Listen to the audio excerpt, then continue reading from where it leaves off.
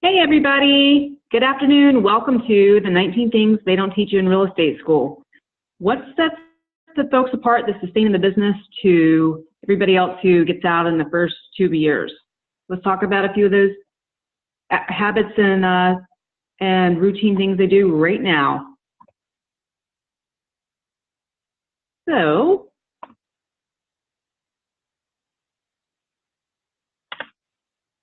let's move on to,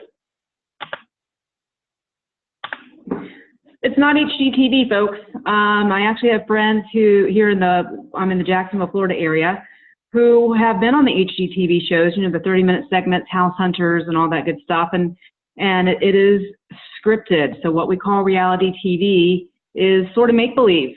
Things don't happen in 30 minutes. People don't look at 3 homes, decide on one, and everybody walks away happy, shake hands at the end of the 30-minute period. That is not real life. So it is a not-get-rich-quick scheme. It's a lot of hard work and effort and persistence, tenacity, and consistency. So we'll talk about some of those habits in the next 30 minutes or so as we're here together this afternoon.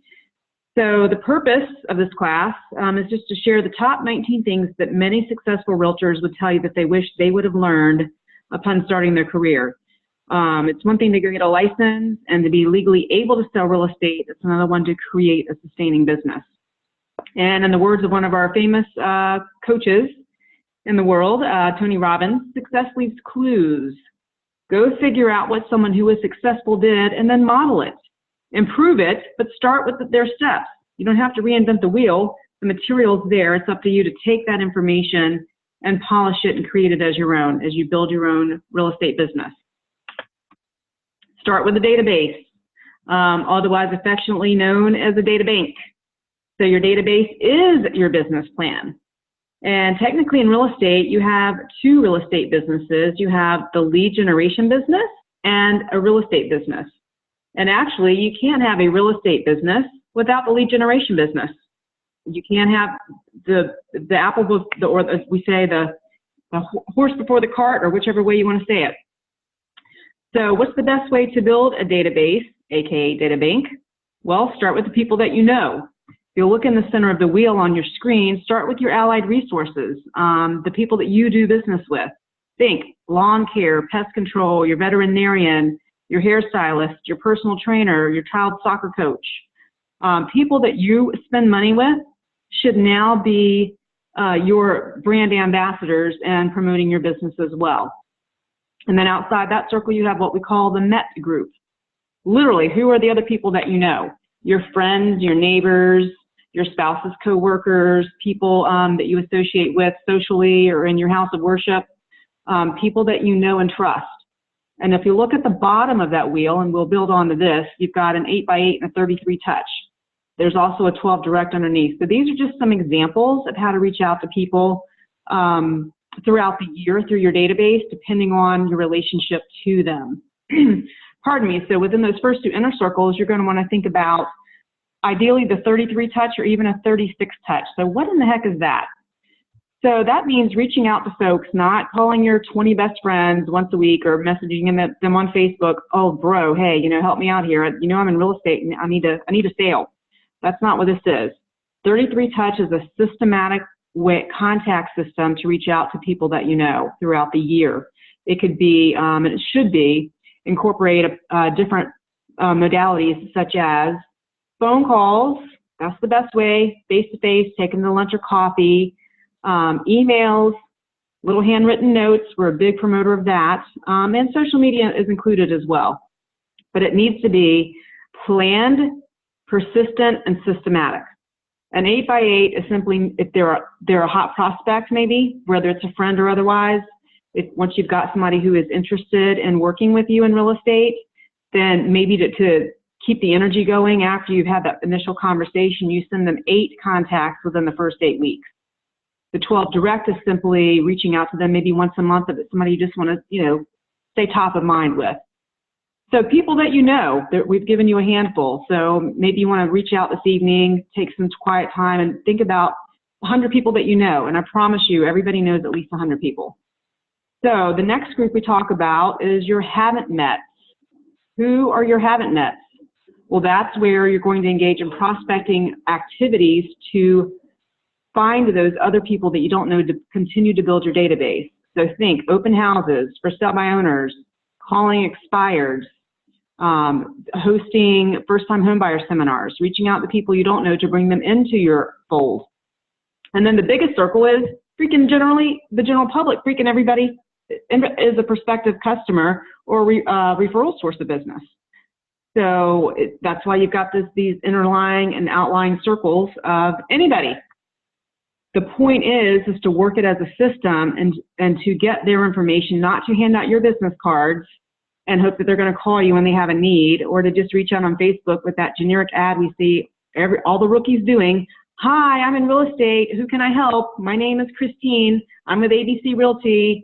My number is 555-1212. No, that's not going to get you the business. You have to have this systematic reach and do it consistently. And then, of course, be a service provider. Come from contribution. They don't want us to be that used car salesman that they think we are. No offense to anyone in the car business, of course.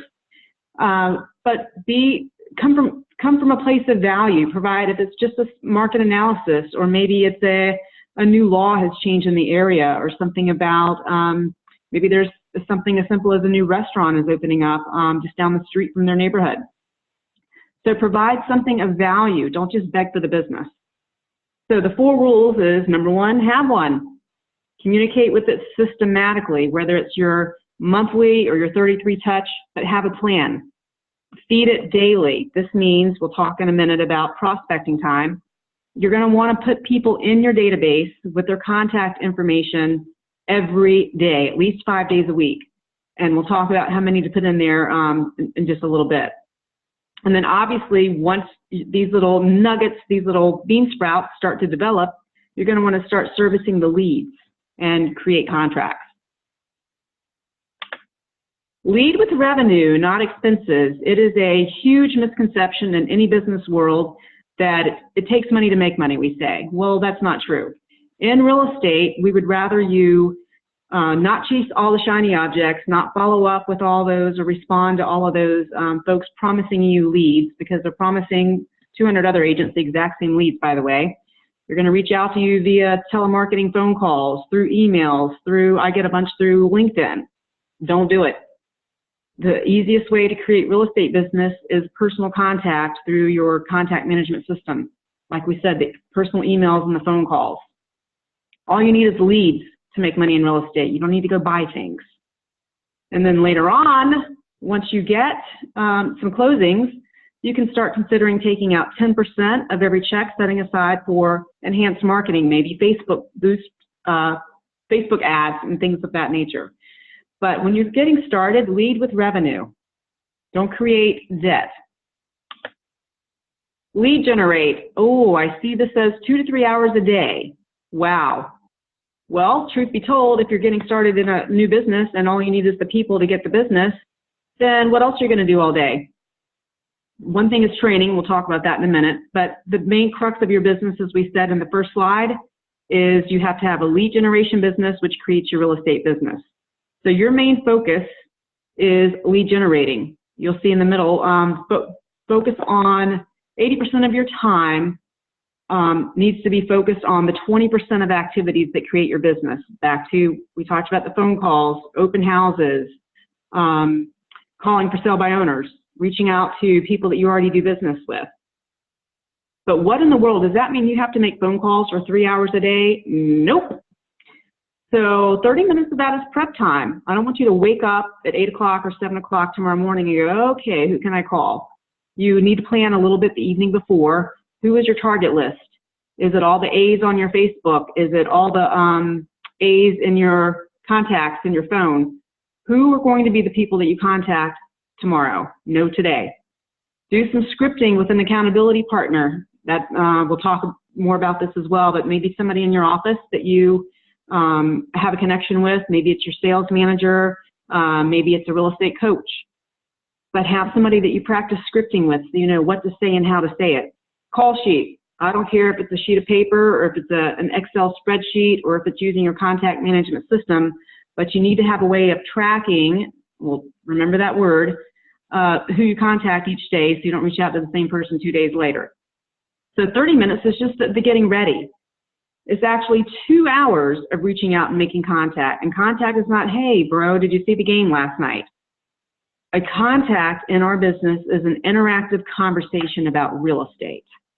And then the last 30 minutes of your 3 hours is the follow-up. That is literally manually entering in the data, the people and their contact information, and the notes from the conversations, and then handwritten notes. So if you have a conversation with somebody you haven't spoken to in a while, and then you sit down in this 30 minutes and write them a note, hey, so great catching up with you today, drop in a couple of your business cards in the handwritten note with a good old-fashioned stamp on it, that's actually your second of your 33 touches for the week, for the year. So accountability partner, we've mentioned that briefly. What do you think of when you hear the word accountability? Is that somebody slapping you on the wrist? Is that somebody telling you what to do all day? Doesn't have to be that in real estate. That is somebody who is holding you accountable for your goals, somebody that you entrust to help you grow your business. No one can do it alone in real estate, I assure you. And we've all heard the saying, you're the average of the top 5 people you associate with. Well, that's true. So start thinking about the people in your personal life, folks. Are they people that are going to help build you up or help bring you down? You may have to change things up. The other thing to think about in real estate is, since you're not required to go into an office, and most of us work from home, it's so easy to get caught up in boredom and isolation because there's nobody telling you what to do, how to do it, when to do it. So those that are successful are folks that are thriving off of the synergy in the office, and they're being around other like-minded folks. So I want to encourage you to make sure you go into your office often as well, and not just isolate yourself at home. Define your standards and your systems. Just call me anytime. So you teach people how to treat you, frankly. So it's going to be up to you to talk to your customers and your clients about your work hours. It is okay not to answer the phone in the evenings, folks. There are no real estate emergencies. It's also okay to take Sundays off or take a Saturday off.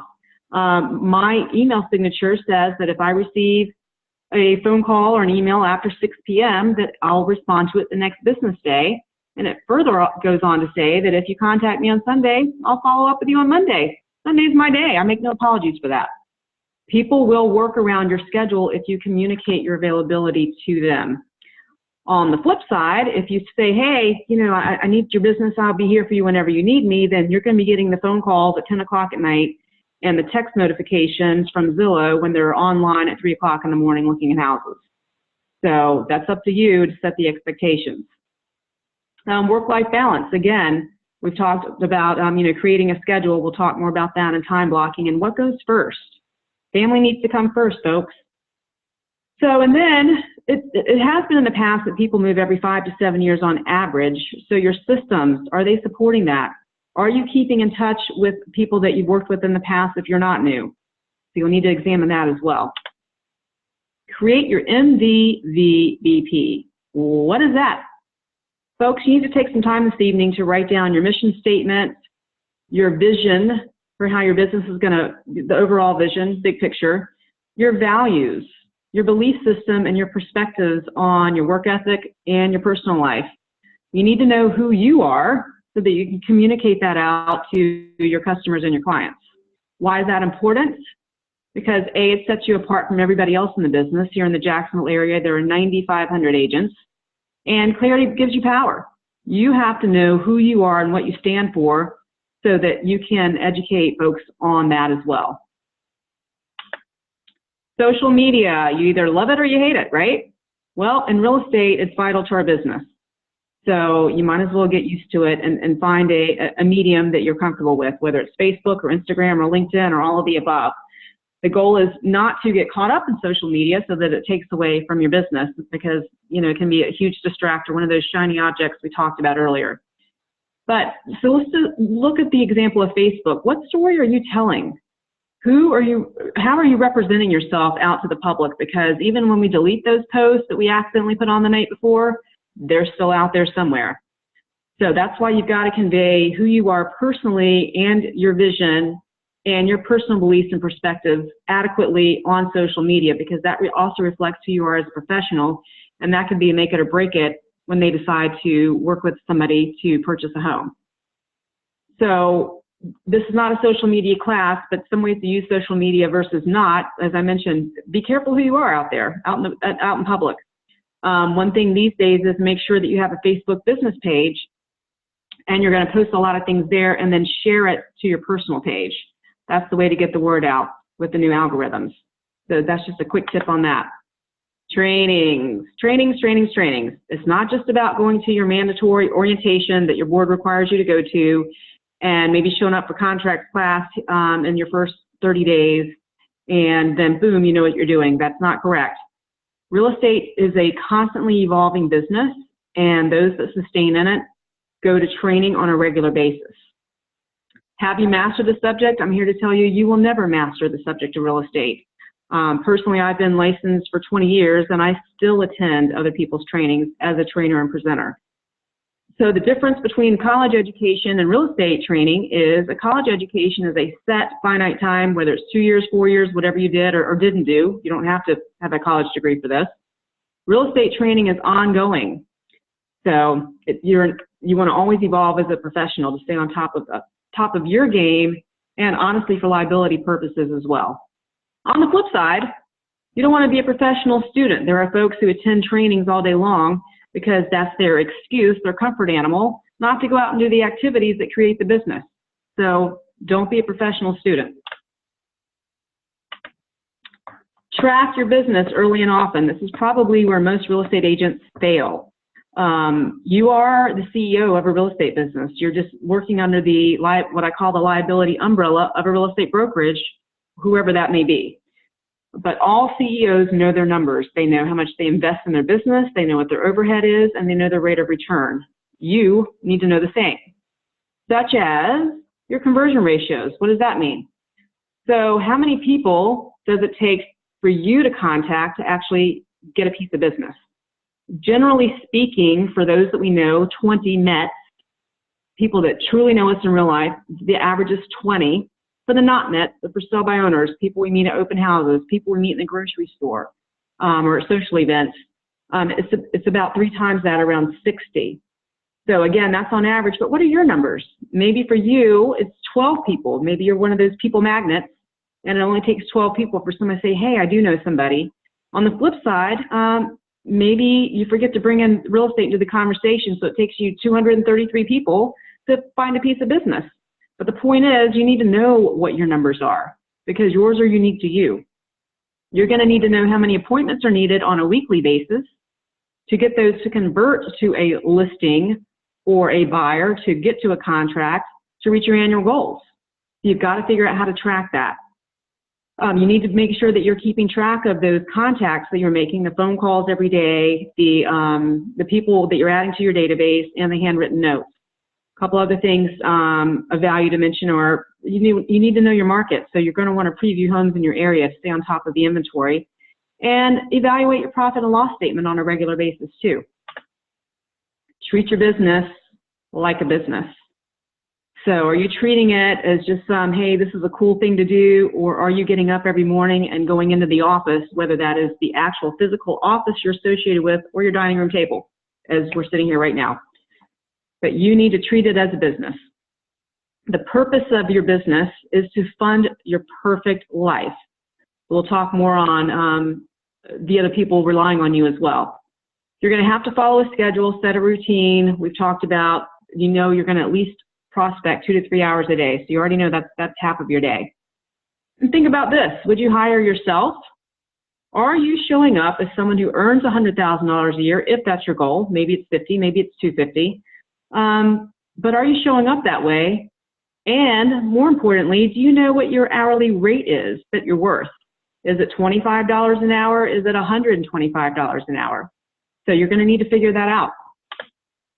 Associate with like-minded people. We talked about your tribe and hanging out with, that you are the sum of the average of the 5 people you spend the most time with. So you want to hang out with people who, that are already successful and have already reached the goals that you want to reach. Who you're in business with really does matter. So again, you're going to find people who build you up and those that tear you down, and they're either in one camp or the other. So pick your tribe. Master listing presentations. I cannot stress this enough. Some folks love to work with sellers, some folks love to work with buyers. But the deal is, listings is what makes the phone ring, folks. So generally speaking, we talk about being time leveraged down here. You can handle probably 12 listings a month versus maybe 8 buyers because they're so much more time consuming. So you're going to need to figure out what your business model is and which camp you prefer, sellers or buyers. But I really want to encourage you to master the listing side because you're going to have you'll be closer to your perfect life if you're more listings heavy than working with buyers. So I want you to think about that and really work on getting leads for sellers, practicing your listing presentation with the scripting and your accountability partner. Scripts, that's come up a couple of times already. You're going to want to know what to say, how to say it, and when to say it. So scripts bring confidence as well as competence. So as much as we all hate scripting and memorizing and all that, you've got to do it. So that needs to be a part of your daily routine as well. Back in my first year, I used to do it between 7:30 and 8 o'clock in the morning with a veteran agent. And pain in the butt, we met at McDonald's, we did it over breakfast, and then I went in and got on the phone for 3 hours. So it's something you're going to have to do to craft your business. And then once you have it internalized, then you can personalize it more in your words as well as customize it to your audience. Who are your sellers? Are they analytical or are they the touchy-feely, just want everybody to be happy type? So you want to know the crux of the listing presentation, how to handle the objections, and communicate it in a way that speaks to your audience. Another thing that a lot of people don't do is you've got to ask better questions. Don't just ask a question. Don't speak over the person. Don't listen to answer the question. Once they answer your question, take it another layer, like peeling back the onions, then go a third layer deep and find that the real reasoning and the real motivation behind each question that you're asking, or perhaps each objection that they're providing for you. So a good real estate person asks more questions than tells. Know your local market better than anyone. You've got to become the expert. So what are some ways you want to do that? You've got to study your local market statistics. Some things to think about is, can you rattle off the average price per square foot in the area, the average days on market, the original sales price versus the actual list price ratio, the absorption rate, what's the month supply of homes on the market, what's the hottest price point? That's where you're going to probably want to focus your prospecting activities like open houses. The high turnover communities, what does that mean? So let's just say there's 100 homes in a neighborhood and 10 homes sold over the last 12-month period. So that's a 10% turnover. That's very strong, folks. You're going to want to find a neighborhood if you're going to door knock or farm or whatnot. Find ones that have a high turnover rate, like 7% or greater.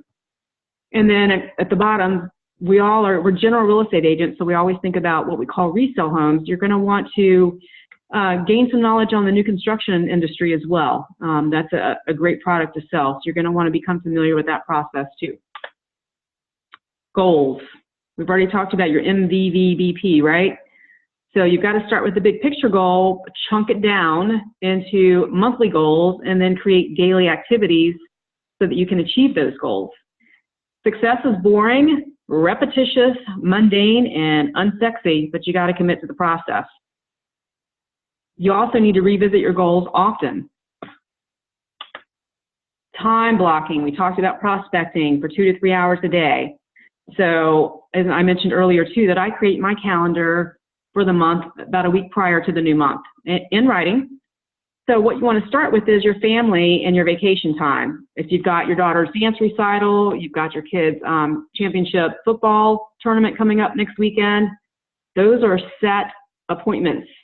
And if a customer calls you, you already have an appointment. It doesn't matter. It's family time. That's none of their business. That goes first in your calendar, family first. The next things you plan around are things such as training that are set events. You can't change that. That's not up to you. Next, you're going to want to do your 2 to 3 hour time block for your lead generation, which is different than your lead follow-up. Lead follow-up are people already in your pipeline who are probably working with you. 2 different time groups, folks. And then what's left over is your time for availability for showing homes or creating listing appointments. Live in abundance, not scarcity. So it begins with your mindset.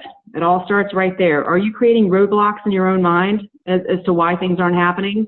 Are you living in faith or fear? If you do all these things that the successful realtors do, time blocking, written goals, communicating a set schedule, and your expectations to customers, practicing your scripting, practicing your listing presentations, it'll come. But remember too, you're planting seeds. It's not going to happen overnight.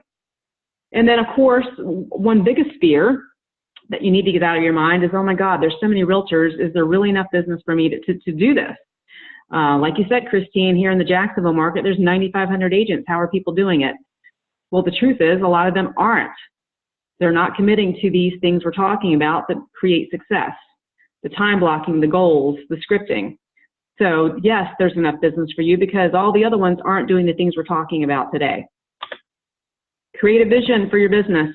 Begin with the end in mind. Like I said, start with just an annual plan, chunk it down to what you can do on a monthly basis, and then break it down even further to daily. But you've got to be able to have written goals, you have to be able to visualize it, and then you have to be able to communicate that to the people in your life. A lot of folks are creating an actual vision board these days and hanging it in their office. A picture of the cruise boat, a picture of the new car, a picture of their child, graduating from college. But know what the big pictures are, and then break it down into an annual goal. Know your big why.